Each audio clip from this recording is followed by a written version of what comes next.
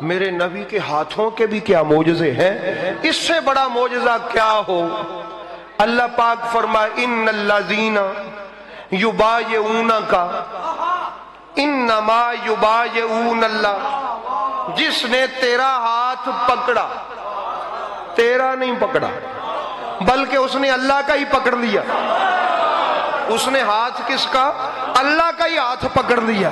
یہ تیرا ہاتھ نہیں پکڑا، اس نے اللہ کا ہی ہاتھ پکڑ لیا۔ احباب گرامی، اس ہاتھ کا کیا کہنے جس ہاتھ کو اللہ کہے یہ میرا ہاتھ ہے۔ یہ کس کا ہاتھ ہے؟ ایک صحابی رسول آئے،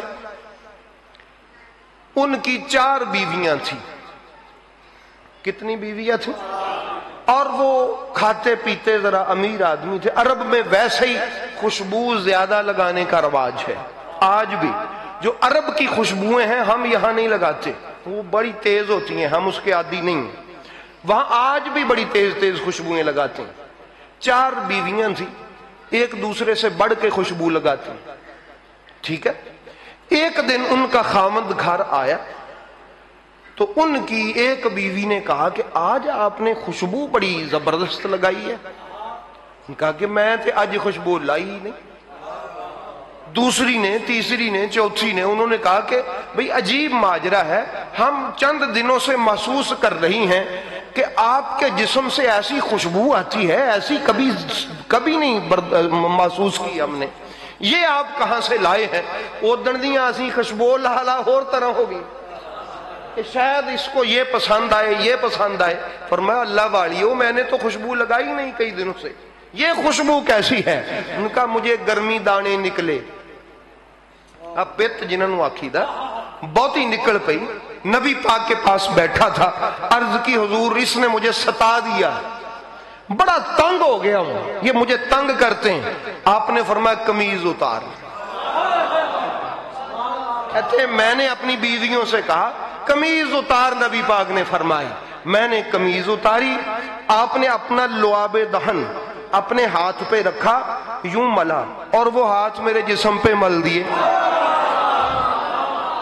گرمی دانے تو ختم ہونے تھے تو ہو گئے، لیکن اس دن سے آج تک میرے جسم سے خوشبو نہیں جاتی، میرے جسم سے خوشبو نہیں جاتی۔ بھئی اس کو تو ایک دفعہ یوں کیا تھا،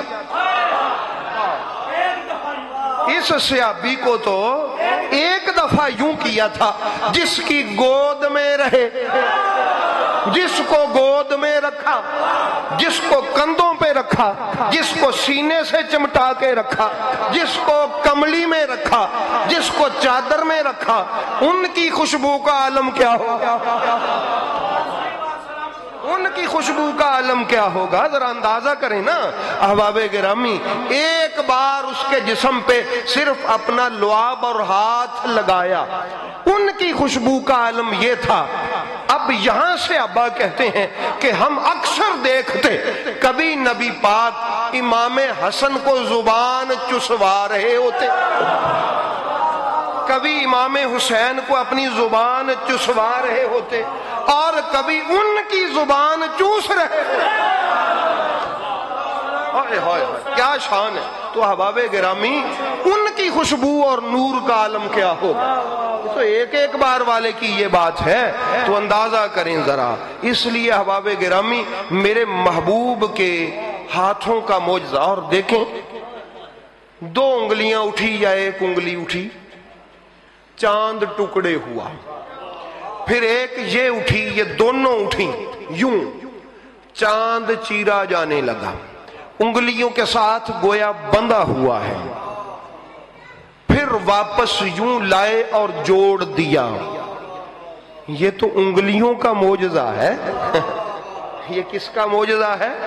انگلیوں کا معجزہ ہے۔ جب انگلیوں کا یہ معجزہ ہے تو ہاتھ کا معجزہ کیا ہوگا؟ سبحان اللہ۔ وہ بھی حدیث پاک میں آپ کو عرض کر دیتا ہوں۔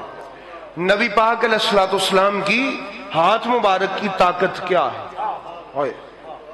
حدیث پاک ہے کہ قیامت والے دن جہنم بے قابو ہو جائے گا۔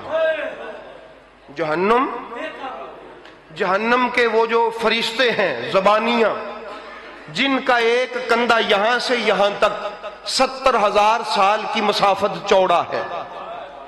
اور پھر دوسرا، اتنے اتنے بڑے پاورفل فرشتے، انہوں نے جہنم کے لگام کھینچے ہوئے ہوں گے اور جہنم شور کرتا ہوا حشر کے میدان کی طرف بڑھ رہا ہوگا.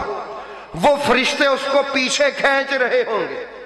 جہنم ان سے نہیں رک پائے گا.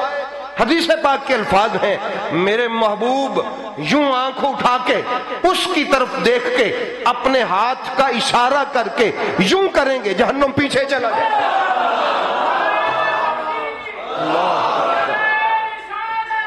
رسول اللہ، یا غوث اعظم،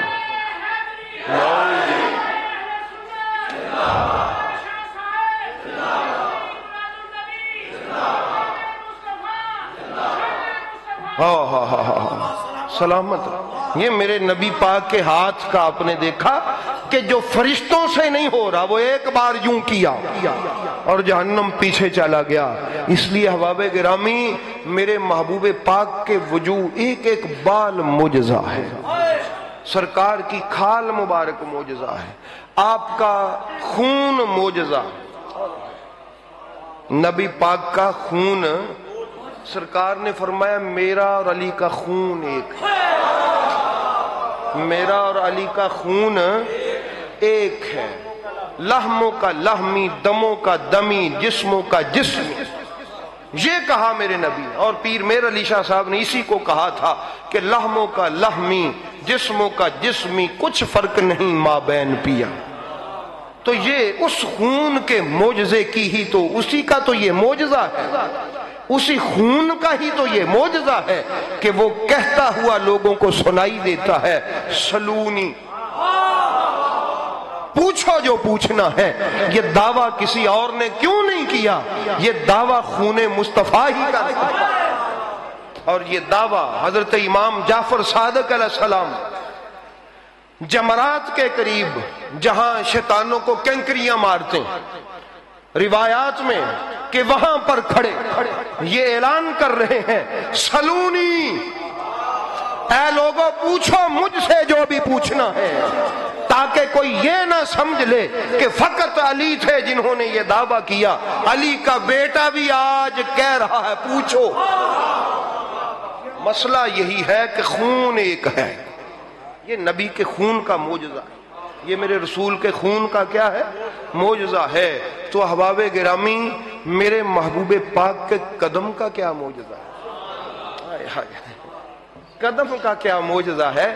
آپ جانتے ہیں کہ جب نبی پاک نہیں آئے تھے نا، تو یہودیوں اور عیسائیوں میں آج بھی، ہندو، دیگر جتنے بھی مذاہب ہیں، ان کی عبادت گاہیں مخصوص ہیں. وہ وہاں پر جا کے ہی عبادت کرتے ہیں. آپ کے گاؤں میں پتہ نہیں وہ عیسائیوں کا چرچ بنا ہے یا نہیں، کچھ شکر کریں. کچھ بہت سارے ہمارے گاؤں میں بھی بنا ہوا ہے اور بہت سارے گاؤں میں بنا ہے. بہرحال ان کا حق ہے، وہ اپنی عبادت کے لیے ان کی عبادت گاہ ہے. لیکن ان کے مذہب میں یہ ضروری ہے کہ عبادت کرنے کے لیے وہاں ہی جائیں. پچھلے انبیاء کرام کی شریعت ہی یہ تھی کہ عبادت کے لیے فقط وہاں جائیں اور جا کر عبادت کریں. لیکن قربان میں اپنے نبی کے قدموں کی پاکیزگی والے معجزے پر، جب کائنات میں تشریف لائے، جو ہی اپنا قدم زمین پہ رکھا، جو ہی اپنا قدم زمین پہ رکھا، اس قدم سے ایسی طہارت کی لہریں نکلیں، ایسے طہارت کی لہریں نکلیں. فرمایا جعلت لی الارض مسجدا و طہورا، آج سے پہلے نہیں تھا مگر میرے قدم کی پاکیزگی کی برکت یہ ہے کہ اس کی برکت سے پوری زمین پاک ہو گئی. جہاں دل کرے سجدہ کرو، جہاں چاہے عبادت کرو. مزدور فیکٹری میں عبادت کرے، راہگیر روڈ پہ عبادت کرے، کسان اپنے کھیت میں عبادت کرے، عورت اپنے گھر میں عبادت کرے. احباب گرامی، یہ فیض پہلے نہیں تھا. کیوں؟ قدم نہیں لگا تھا. یہ فیض جو آج لوگ کہتے ہیں نبی نے کیا دیا، نبی دے ہی کیا سکتا ہے؟ اے اللہ کے بندے، یہ جو راستے میں جو نماز پڑھتا ہے یہ نبی نے دیا ہے، جو ہر جگہ پہ عبادت ہوتی یہ میرے نبی نے دیا ہے۔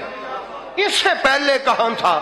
نہیں تھا۔ یہ میرے نبی کے قدم کا فیض ہے کہ ساری زمین پاک ہے، اگر پانی نہ ہو تو تیمم کر۔ یہ بھی پہلی امتوں میں نہیں تھا۔ کیوں؟ اس کا قدم ابھی زمین پہ نہیں لگا تھا۔ جس کے قدم کی برکت یہ ہے، احباب گرامی، اس کے باقی وجود کی برکت کیا ہوگی؟ آپ مجھے یہ بتائیں، جسم زیادہ پاورفل ہوتا ہے کہ روح پاورفل ہوتی؟ کیا؟ میں نے خود ہی کہہ دیا۔ شاید بہت سارے لوگ پھر تجسس میں ہیں، پتہ نہیں ہم روح کہہ دیں اور شاہ جی کہیں کہ نہیں جسم۔ روح پاورفل ہوتی ہے۔ روح کیا ہوتی ہے؟ جسم پاورفل نہیں ہوتا۔ اولیاء فرماتے ہیں کہ جب روح جسم پہ غالب آتی ہے تو اس کی پاور یہ ہے کہ یہ پھر لوح و قلم سے بھی اوپر پرواز کرتی ہے۔ روح کی پاور بہت ہے، تو اندازہ کریں جس کے جسم کی پاور یہ ہو کہ وہ زمین پہ کھڑا ہو کے چاند توڑ دے، یہ جسم کی پاور ہے، یہ جسم کی پاور ہے، اس کی روح کتنی پاورفل ہوگی اس کا ہم کیا اندازہ لگا سکیں؟ ہمیں تو اپنی روحوں کی پاور کا ادراک نہیں ہے، ہم تو کسی ولی کی روح کی پاور کا ادراک نہیں کر سکتے۔ ولی کی روح کی پاور کا، یہ تو امام الانبیاء کی پاک روح ہے۔ اور کیسی روح ہے واللہ بخدا، کیسی روح ہے کہ جب آج بھی ہم اشہد ان محمد رسول اللہ کی صدا بلند کرتے ہیں تو اس روح کی برکت یہ ہوتی ہے کہ رحمتیں نازل ہونا شروع ہو جاتی ہیں۔ نہیں ایسا ہے کہ نہیں بھائی؟ وہ ایسی روح ہے، ایسی روح ہے جو ہر جگہ پہ اللہ نے اس کو موجود ہونے کی طاقت عطا فرمائی۔ نبی پاک کی پاک روح ایسی ہے۔ تو احباب گرامی، میرے نبی کی روح بڑی پاورفل ہے۔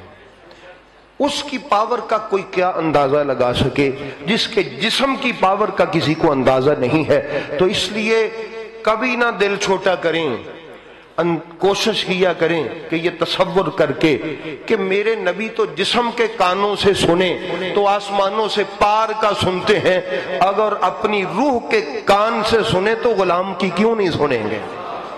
اور ایسی روح ہے کہ وہ ہر جگہ جہاں نام ہوتا ہے وہاں روح مصطفیٰ بھی ہوتی ہے، جہاں اسم محمد ہوتا ہے وہاں روح مصطفیٰ کا پھیرا ہوتا ہے، جہاں ذکر محمد ہوتا ہے وہاں روح محمد کا جلوہ بھی ہوتا ہے۔ اس لیے آنکھ والا تیرے جوبن کا تماشا دیکھے، آنکھ والا تیرے جوبن کا تماشا دیکھے، دیدائے کور کو کیا آئے نظر وہ کیا دیکھے، جس کی آنکھ ہو تو وہ دیکھتا ہے۔ یہ میرے نبی کا جلوہ ہے، یہ میرے رسول کا جلوہ ہے۔ اس لیے احباب گرامی، دیکھنے والوں کو وہ دکھائی بھی دیتا ہے اور کان والوں کو وہ سنائی بھی دیتا ہے، کان والوں کو وہ سنائی بھی دیتا ہے۔ یہ میرے نبی کا معجزہ ہے۔ اللہ تعالی ہمیں اپنے محبوب سے منسوب رکھے۔